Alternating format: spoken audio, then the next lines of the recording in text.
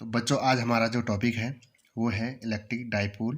तो हम बात करेंगे इलेक्ट्रिक डाइपोल के बारे में। तो जो ये इलेक्ट्रिक डाइपोल है एक सिस्टम होता है जहाँ पे दो बराबर और विपरीत आवेश एक दूसरे से सूक्ष्म दूरी पर स्थित होते हैं, तो उसे कहते हैं इलेक्ट्रिक डाइपोल, या हिंदी में कहते हैं इसे वैद्युत द्विध्रुव। मीन्स आपके पास चार्ज है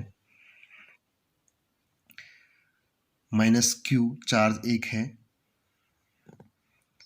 और +Q चार्ज सपोज हमारे पास एक है। तो डेफिनेशन से क्लियर हो गया कि जहाँ पे दो बराबर और विपरीत चार्ज, एक -Q है तो दूसरा क्या है +Q है, दोनों आपस में बराबर है, तो इनके बीच की जो डिस्टेंस होती है, हम यहाँ पे इस डिस्टेंस को क्या नहीं लेंगे, R नहीं लेंगे। यहाँ पे जो हमारी डिस्टेंस होगी वो हमारी डिस्टेंस होती है 2L। क्या होती है 2L। जो हमारा इलेक्ट्रिक डाइपोल है उसकी जो सिस्टम की दोनों चार्ज के बीच की जो डिस्टेंस है वो है 2L। तो अगर हम इसका एक मिड पॉइंट मान लें, मध्य बिंदु मान लें, यहाँ पे हमने इसको मान लिया O, तो यहाँ से यहाँ की डिस्टेंस हो गई L, ये वाली डिस्टेंस हो गई L और ये वाली डिस्टेंस भी हो गई L। तो इस प्रकार जो एक सिस्टम बन गया पूरा, तो इसे कहते हैं इलेक्ट्रिक डाइपोल। तो इसकी जो डेफिनेशन है, two equal and opposite charge separated by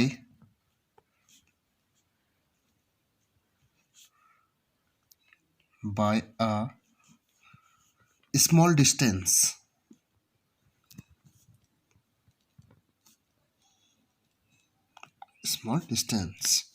is called electric dipole. या हिंदी में कह सकते हैं एक ऐसा निकाय, एक ऐसा सिस्टम जहाँ पे दो बराबर और विपरीत आवेश एक दूसरे से अल्प दूरी पर स्थित होते हैं, तो उसे कहते हैं इलेक्ट्रिक डाइपोल। तो ये हमारे पास इलेक्ट्रिक डाइपोल है। ये जो ये 2L है ये बहुत सूक्ष्म डिस्टेंस है, -Q से लेकर के और +Q से लेकर के -Q तक के बीच की जो डिस्टेंस है ये 2L, ये बहुत सूक्ष्म होती है। तो इसलिए कहते हैं कि two equal and opposite charge separated by a small distance. तो हमारे पास जो ये 2L है ये क्या है, स्मॉल डिस्टेंस है। तो इसमें जो हमारे पास एक मेन इम्पॉर्टेंट चीज़ है वो हमारे पास है electric dipole moment. Electric dipole moment, या इसको हिंदी में कहते हैं कि वैद्युत द्विध्रुव आघूर्ण। वैद्युत द्विध्रुव आघूर्ण काफ़ी इंपॉर्टेंट टॉपिक है, वैद्युत द्विध्रुव आघूर्ण। तो देखो ये यहीं से आपको ये वैद्युत द्विध्रुव आघूर्ण मिलेगा। तो क्या है, इसको दिखाते हैं हम सिंपली P से। जो हमारे पास जो इलेक्ट्रिक डाइपोल मोमेंट है वैद्युत द्विध्रुव आघूर्ण, तो उसको दिखाते हैं हम P से। तो इसका जो मान होता है, जो हमारे पास ये इलेक्ट्रिक डाइपोल है, इन दोनों में से कोई भी एक चार्ज ले लिया आप, मान हमने ले दिया कोई एक आवेश,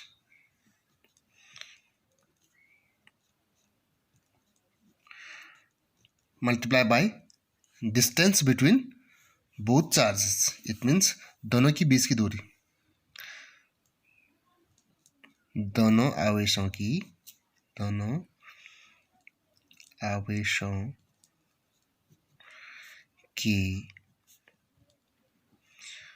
बीच की दूरी। ये इसकी डेफिनेशन हो गई। देखिए, तो कोई एक आवेश इंटू दोनों आवेशों की बीच की दूरी। अब देखो P इक्वल टू कोई एक आवेश, हमने सपोज +Q लिया, तो Q इंटू दोनों आवेशों के बीच की जो दूरी है, तो वो क्या है 2L है, जो स्मॉल डिस्टेंस है। तो हमारे पास हो गया 2L। तो P इक्वल टू हो गया, आप इसको लिख सकते हैं 2QL। हमारे पास ये इलेक्ट्रिक डाइपोल का एक फार्मूला बन गया P इक्वल टू 2Q, इसी एक वेक्टर क्वांटिटी है, सदिश राशि है। अब हम बात करते हैं इसका SI unit, SI unit, SI मात्रक जिसकी बात करेंगे, SI यूनिट। अब SI यूनिट की बात करेंगे, देखिए इस फॉर्मूले में Q मीन्स चार्ज, चार्ज की यूनिट क्या होती है, कूलम, C और L मीन्स लंबाई, ये मीन्स मीटर, कूलम मीटर, ठीक। और डायमेंशन की बात करते हैं तो डायमेंशन हो जाएगी इसकी Q आवेश की AT और लंबाई की हो जाएगी L, ATL। कैसी क्वांटिटी है, वेक्टर क्वांटिटी है, वेक्टर मीन्स सदिश राशि है।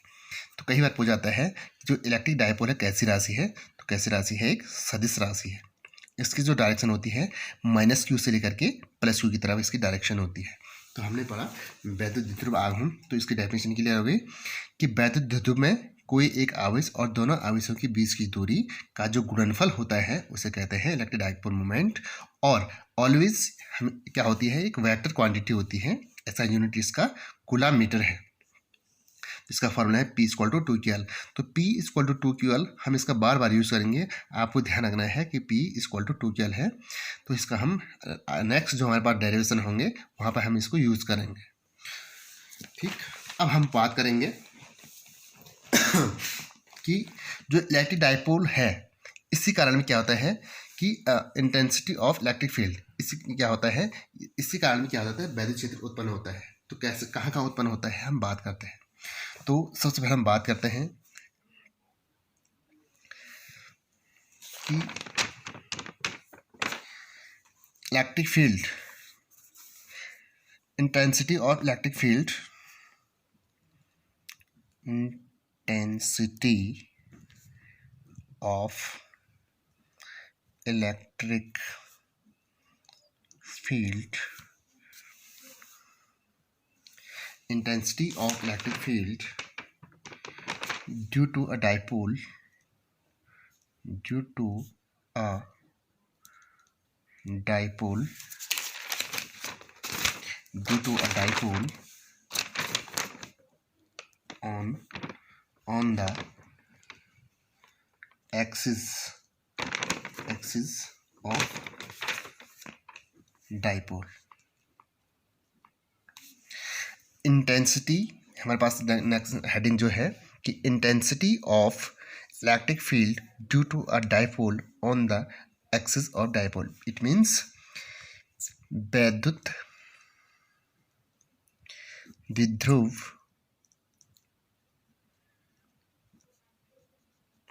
के कारण अक्षीय स्थिति में, अक्षीय स्थिति में वैद्युत क्षेत्र की तीव्रता, वैद्युत क्षेत्र की तीव्रता, ये हमारा क्या है, क्वेश्चन है कि वैद्युत द्विध्रुव के कारण अक्षीय स्थिति में वैद्युत क्षेत्र की तीव्रता, जो हमारे पास वैद्युत द्विध्रुव है ये अक्षीय स्थिति में कितनी वैद्युत क्षेत्र की तीव्रता होगी हम इसमें कैलकुलेट करेंगे। तो हम हमारे पास क्या है, क्वेश्चन में क्या है, इलेक्ट्रिक डायपोल वैद्युत द्विध्रुव हमारे पास दिया है, तो हमारे पास क्या होगा, एक -Q, दूसरा +Q, हमेशा की तरह distance between both charges is 2L, it means यहाँ इसका मिड पॉइंट ले लेंगे O, तो यहाँ से यहाँ की दूरी क्या हो जाएगी L, और O से +Q की दूरी भी क्या हो जाएगी L, दोनों डिस्टेंस क्या हो जाएगी 2L हो जाएगी, ठीक है। अब हमने क्या करना है, अक्षीय स्थिति में की बात कर रहे हैं, तो अक्षीय स्थिति का मतलब होता है कि इसी लाइन में, जो हमारे पास ये लाइन है, इसी लाइन में हमें क्या करना है कि वैद्युत क्षेत्र की तीव्रता को ज्ञात करना है। तो हम मानते हैं इसका जो मध्य बिंदु O है, जो मध्य बिंदु O है, यहाँ से हमने इसी लाइन पे मान लिया है, एक पॉइंट मान लिया हमने, यहाँ पे मान लिया हमने एक पॉइंट P मान लिया है। कितने दूरी पे है, O से P की जो दूरी है वो x है, OP की डिस्टेंस कितनी है, x है, ठीक। तो हमने ये माना कि इस मिड पॉइंट O से x दूरी पर एक बिंदु P है। अब इस पर क्या करना है हमने कि वैद्युत क्षेत्र की तीव्रता ज्ञात करनी है। कि प्लस क्यू आवेश के कारण भी होगी और माइनस क्यू आवेश के कारण भी होगी। अब देखो क्या होता है, इससे पहले हमने जो पढ़ा कि प्लस क्यू चार्ज के कारण जो वैद्युत क्षेत्र की तीव्रता होती है वो क्या होती है, आवेश से दूर होती है, आवेश से दूर। तो इसको मान दिया हमने E2 मान दिया, सपोज इसको क्या मान दिया हमने E2, क्योंकि इस वाले चार्ज का दूसरा चार्ज मान लिया, ठीक है। और जो माइनस क्यू चार्ज है इसके कारण जो वैद्युत क्षेत्र की तीव्रता होती है तो ये उसी की तरफ होती है, तो हमने ये मान दिया, ये वाले इसी की तरफ मान दिया है, इसको मान दिया हमने E1 मान दिया है। इसको कहा हमने कि ये पहला वाला चार्ज है और इसको कहा हमने दूसरा वाला चार्ज है। तो पहले वाले चार्ज के कारण तो जो वैद्युत क्षेत्र की जो तीव्रता है वो E1 है, और दूसरे वाले चार्ज के कारण जो वैद्युत क्षेत्र की तीव्रता है वो E2 है, वो होती है आवेश से दूर और माइनस की चार्ज के कारण आवेश की तरफ। तो हमारे पास तो यहाँ पे क्या है, E1 और E2 है। अब हम बात करेंगे डिस्टेंस की, कि जो यहाँ P है कि इस माइनस क्यू चार्ज से और P की डिस्टेंस कितनी होगी। देखो यहाँ पे तक O तक तो डिस्टेंस क्या है, x है, और यहाँ से डिस्टेंस इधर क्या है, L है, ये डिस्टेंस L है। तो total distance minus Q charge से लेकर के और P की क्या हो जाएगी, x प्लस L हो जाएगी। ये क्या है, माइनस चार्ज की डिस्टेंस कहाँ से, P तक की, माइनस क्यू से और P तक की जो डिस्टेंस होगी वो x प्लस L होगी। अब हम बात करते हैं कि प्लस क्यू से और P की डिस्टेंस कितनी होगी। अब देखो यहाँ से इस डिस्टेंस का कुछ पता ही नहीं है, यहाँ तक की डिस्टेंस का कुछ पता नहीं है। अब देखो जो मिड पॉइंट O है, O से लेकर के P की डिस्टेंस कितनी है, x।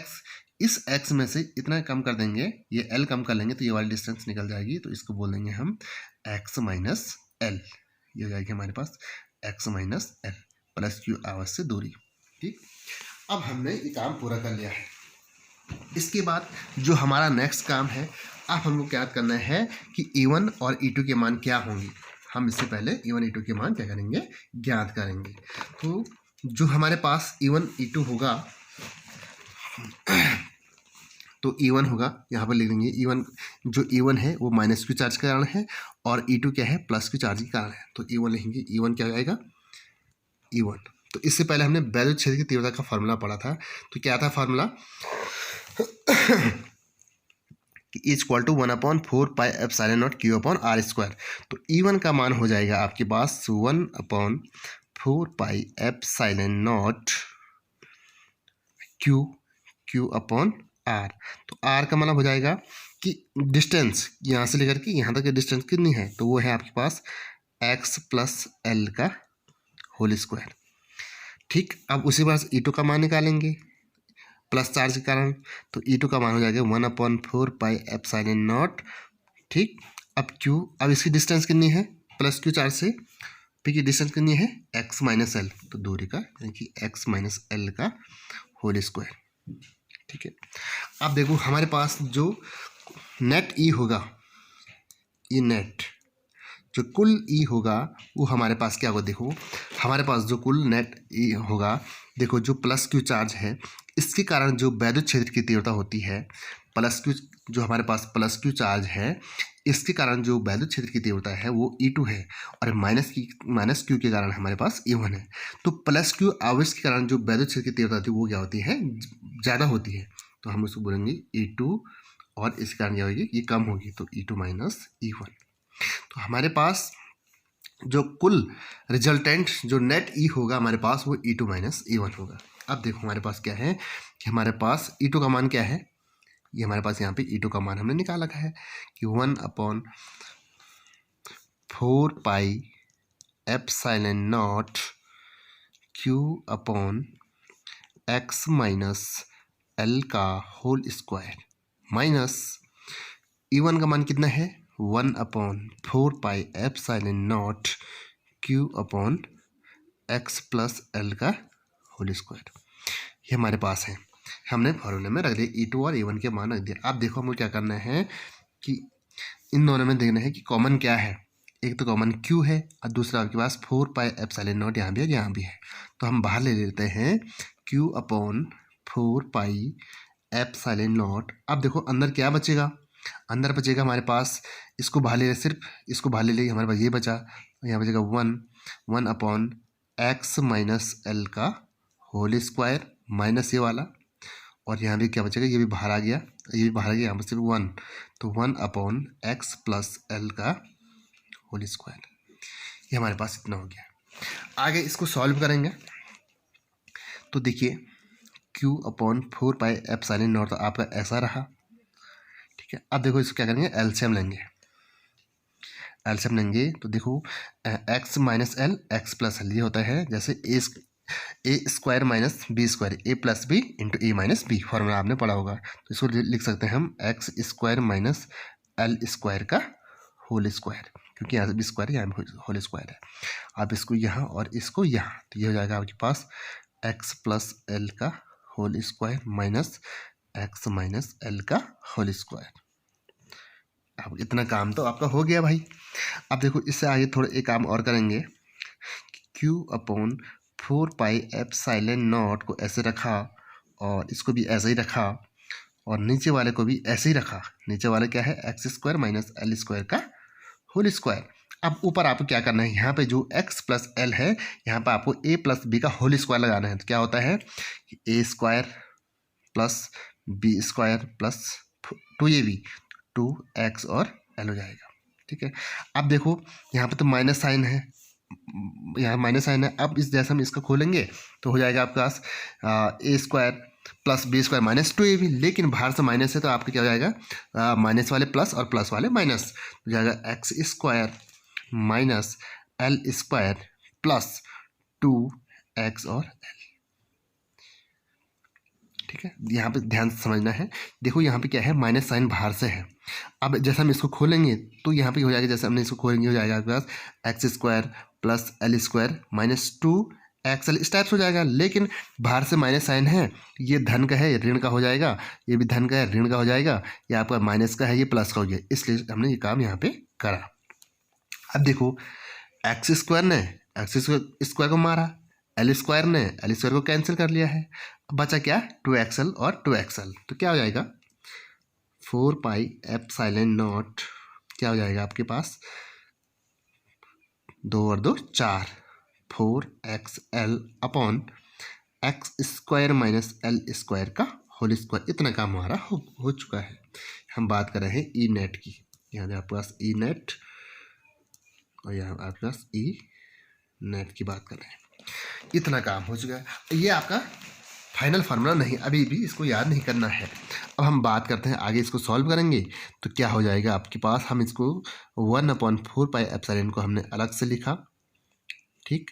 अब जो 4 है हमने इसको क्या करा, तोड़ दिया है, 2 इंटू अंदर रखते हैं हमने 2, इस q को इसके साथ रखा q, इस l को भी इसके साथ रखा l, इंटू छोटा क्या है x छोटा है, अपॉन नीचे क्या रहा x square minus L square का होल स्क्वायर।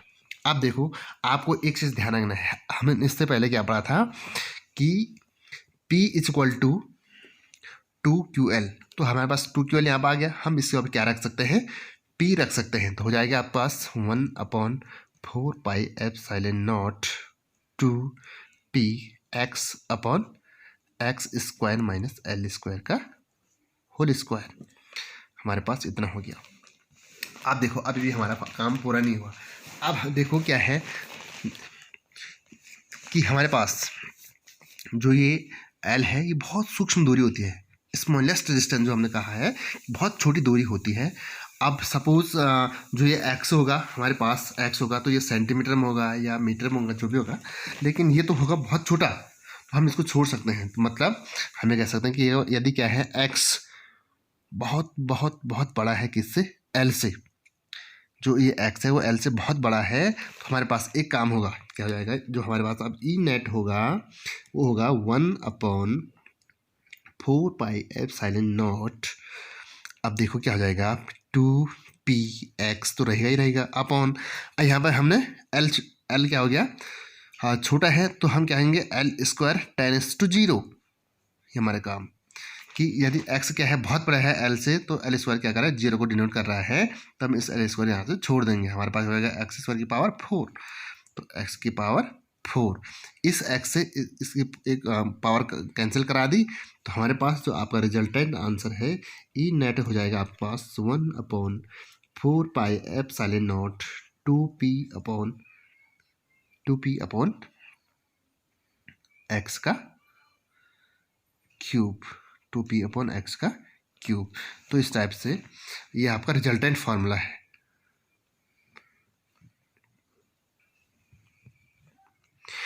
इसका मात्रक न्यूटन पर कूलम।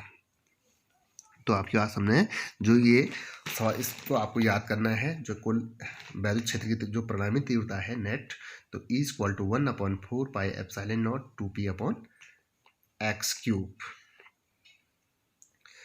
तो किसी में हम आर ले सकते हैं, हमने यहाँ पे एक्स डिस्टेंस भी लिया तो हमने एक्स लिया, तो आप लोग इसमें आर भी ले सकते हैं। तो हमारे पास ये है formula, electric field due to a dipole on the axis of dipole, वैद्युत विध्रुव के कारण अक्षीय स्थिति में वैद्युत क्षेत्र की तीव्रता। तो एक फॉर्मूला हमारे पास से रहा। जो हम दूसरे फॉर्मूले की बात कर रहे हैं तो वो है आपके पास है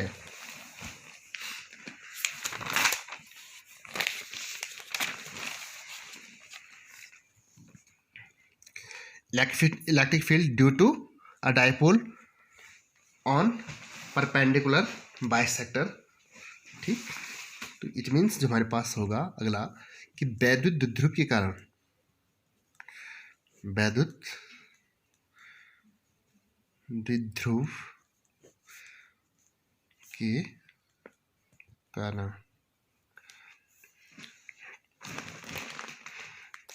परपेंडिकुलर जो बोलते हैं, निरक्षीय स्थिति, परपेंडिकुलर का निशानी हुआ है और इसको निरक्षीय स्थिति भी कहते हैं। निरक्षीय स्थिति पर वैद्युत क्षेत्र की तीव्रता।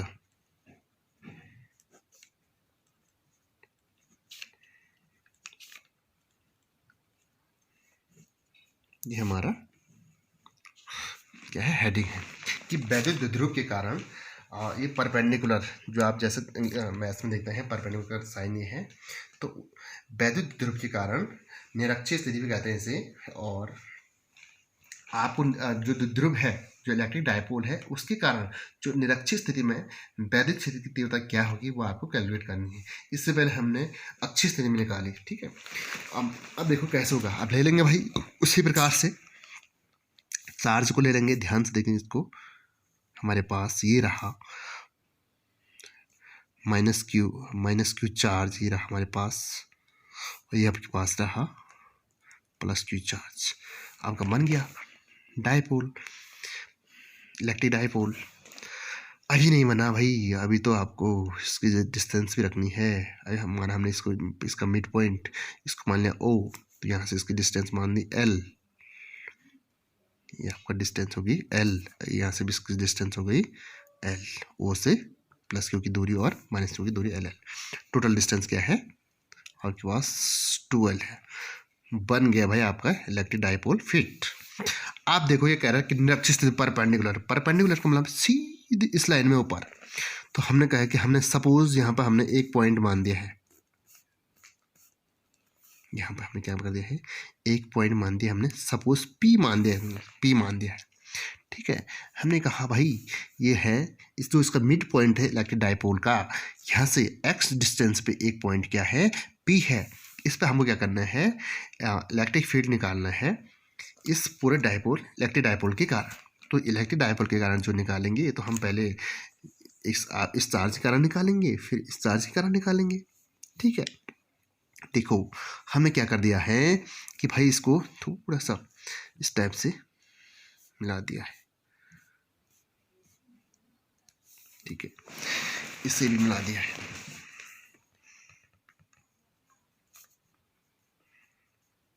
इस टाइप से हमको मिला दिया। अब आपको एक चीज़ और याद दिला दूं कि जो प्लस क्यू चार्ज होता है, इसके कारण जो वैद्युत क्षेत्र की जो तीव्रता होती है, तो उसको हमने मान दिया है वो होती है आवश्यक दूर। उसको मान दिया हमने सपोज E2 मान दिया। और माइनस क्यू चार्ज कारण जो होती है वो उसी दिशा में होती है जहाँ क्या है चार्ज, इस टाइप से। इसको माने हमने E1, क्योंकि हमने इसको फर्स्ट वाला चार्ज माना है, इसको दूसरा वाला, ये पहला वाला है और ये आपका दूसरा चार्ज है। इस टाइप से आपको मान लिया है। ठीक है, और हमने ये मान लिया है कि जो ये डिस्टेंस है, इस डिस्टेंस को मान लिया हमने R, तो ये R होगा, तो ये भी आपका R होगा। ठीक है भाई, मान लेते हैं ऐसा। और हमने ये भी मान लिया है कि जो इन दोनों का जो रिजल्टेंट होगा हमारे पास, परिणामी होगा, तो वो यहाँ से जाएगा, तो थीटा यहाँ बनाएगा और थीटा यहाँ बना देगा भाई। तो ये होगा रिजल्टेंट नेट ई नेट कुल ई यहाँ पर होगा। तो आपका ये फिगर कंप्लीट। अब देखो जो आर है, हमको आर का मान, अब देखो हमारे पास आर का मान हमको निकालना है। थोड़ी देर के लिए हमारे पास जो है राइट एंगल बनना है। हमारे पास एक समकोण त्रिभुज की क्या हो रही है, दो हमारे पास समकोण त्रिभुज है, एक समकोण त्रिभुज ये है और आपका एक ये है। इसका क्या हो गया, बेस ये आपका परपेंडिकुलर हो गया है और ये आपका हाइपोटेनस हो गया है। तो क्या होता है हाइपोटेनस, यानी कि कर्ण, कर्ण का स्क्वायर इक्वल टू लंब का स्क्वायर प्लस आधार का स्क्वायर। तो it means hypotenuse equal to under root of, आप कह सकते हैं बेस यानी मीन्स एल का स्क्वायर प्लस एक्स का स्क्वायर। इस टाइप से हमने कह दिया, कोई दिक्कत नहीं। आप इसको आगे पीछे भी लिख सकते, कोई समस्या नहीं। आप इसको x square plus l square भी लिख सकते, कोई समस्या नहीं। आप इसको ऐसे भी लिख सकते हैं under root of x square plus l square, कोई दिक्कत नहीं। ये आपके पास इस आर का मान हो गया। ठीक है भाई, अब देखो भाई, अब आपको क्या निकालना है, E1 E2 के मान निकालना है। अब निकाला भाई, E1 का मान निकाला, E1 का मान, E1 मीन्स जो आपके पास माइनस क्यू जाएगा, तो E1 को जाएगा आपके पास E1 इक्वल टू वही 1/4 pi epsilon naught q upon r square. Q upon r का मान क्या है, ये है आपके पास आर का मान, under root of x square plus l square का होल स्क्वायर। अब क्या हो गया भैया, इसके स्क्वायर ने इसके अंडर रूट को कैंसिल कर दिया है, इस टाइप से कैंसिल कर लिया है। तो हमारे पास क्या बच्चा हमारे पास 1/4 pi epsilon naught q upon x square plus l square, ये बच्चा। ये तो E1 का मान था। अब हम बात करते हैं E2 की। E2 का मान 1/4 pi epsilon naught q upon वही x square plus l square. दोनों तो बराबर आ रहे हैं भाई। अब रिजल्टेंट कैसे निकालें, अब यहाँ पे बात हो गई है कि जो नेट ई होगा, E बराबर E1 बराबर E2, जो आप ये हो E2 सब बराबर है। अब देखो भाई, अब हमने यहाँ पे जो बात की, जो यहाँ पे हमारे पास हमने कहा जो E1 भी सेम है और E2 भी सेम है, इस पॉइंट पर हमने थोड़ा सा इसको इस टाइप से बना लिया, हल्का सा इस टाइप से हमने बना लिया। ये भी आपका E है और ये भी आपका क्या है, E है। ठीक है, हमने कहा कि हमने यहाँ पे क्या कर लिया है कि इसको थोड़ा वियोजित कर लिया घटकों में। ठीक है, तो इस टाइप से हम इसके घटकों में वियोजित करेंगे, तो आपके पास एक घटक इस टाइप से आएगा और आपके पास एक आएगा इस टाइप से। तो आपके पास ये आएगा, ये वाला आएगा E cos theta, E cos theta जो यहाँ की बात कर रहे हैं हम। ठीक है, और यहाँ आएगा आपके पास ई साइन थीटा, ई साइन थीटा। ठीक है, अब इस वाले ई की बात करते हैं, तो इसमें भी क्या आएगा, ये वाला तो आएगा E cos theta, same E cos theta, और नीचे आ जाएगा फिर ई साइन थीटा। अब क्या कर लेगा, जो ई साइन थीटा इसको कैंसिल कर लेगा। ठीक है, तो हमारे पास बचा भाई ई कॉस थीटा। ठीक, क्या बचा, ई कॉस थीटा। अब जो एक ई कॉस थीटा ये है और एक ई कॉस थीटा ये है, तो ये आपका नेट ई को दिखा रहा है, नेट ई। तो आपके पास जो नेट ई होगा, ई नेट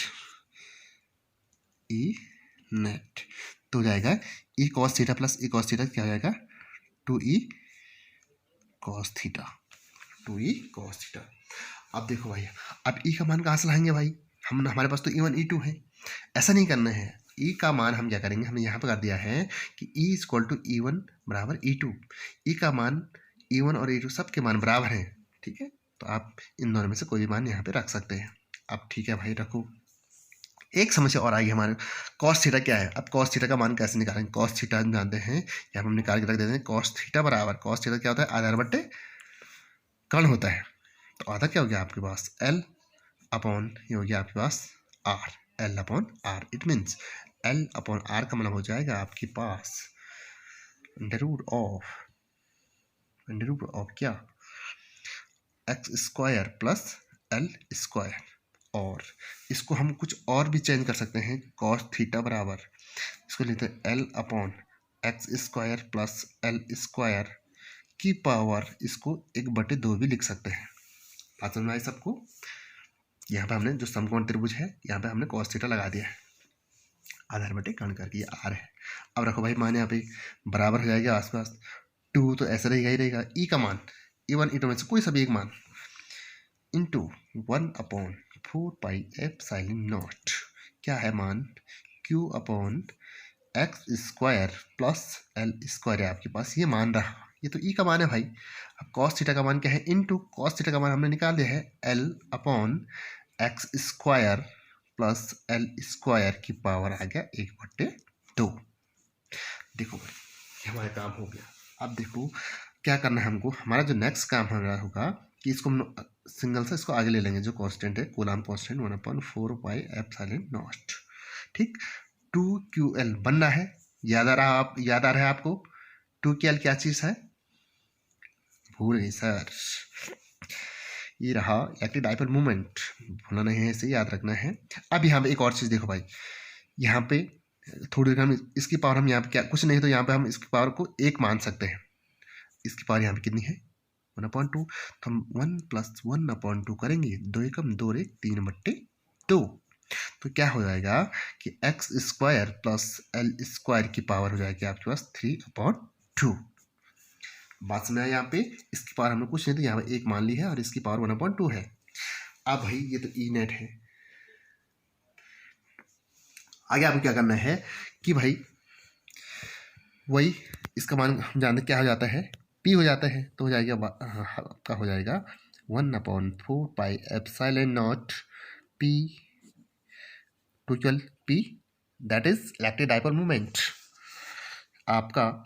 और एक और चीज़ यहाँ पे बता दूँ कि वही अगर एक्स क्या है बहुत बड़ा है एल से, तो आपका एल स्क्वायर क्या करता है 0 को दिखा देता है, तो आप क्या लिख सकते हैं, इसको पी लिखा, यहाँ हो गया आपका एक्स स्क्वायर, पावर हो गया आपका 3/2, इस 2 ने इसको मारा, तो आपके पास ई नेट हम निकालना चाह रहे हैं, तो हो जाएगा आपके पास 1/4πε0 पी अपॉन क्या बचा एक्स का क्यूब, तो ये ई आपके पास ई नेट आ गया है,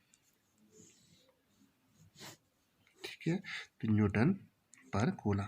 तो ये हमारे पास क्या है कि इलेक्ट्रिक डाइपोल के कारण जो निरक्षीय स्थिति है, जो परपेंडिकुलर बाइसेक्टर में जो है आप क्या निकाल रहे हैं, इलेक्ट्रिक फील्ड की इंटेंसिटी निकाल रहे हैं, तो इस फॉर्मूले से आप कैलकुलेट करेंगे, E = 1/4πε0 p upon x cube newton पर कूलम। तो आशा करते हैं कि आप लोगों को ज़रूर ये वीडियो पसंद आएगा, और नेक्स्ट जो हमारे पास वीडियो होगी हम उसमें कुछ न्यूमेरिकल लेके आपको सॉल्व करवाएंगे। अब न्यूमेरिकल कैसे आएंगे, इसमें हमारे पास दिया होगा उस जैसे पी का मान दिया होगा, एक्स का मान दिया होगा, आपको ई निकालना होगा, चाहे परपेंडिकुलर है चाहे कुछ आपको ऑन द एक्सिस निकालना है, तो इस टाइप के जो न्यूमेरिकल होंगे हम उसको नेक्स्ट वीडियो में आपसे शेयर करेंगे। और इस वीडियो में इतना ही, देखने के लिए थैंक यू।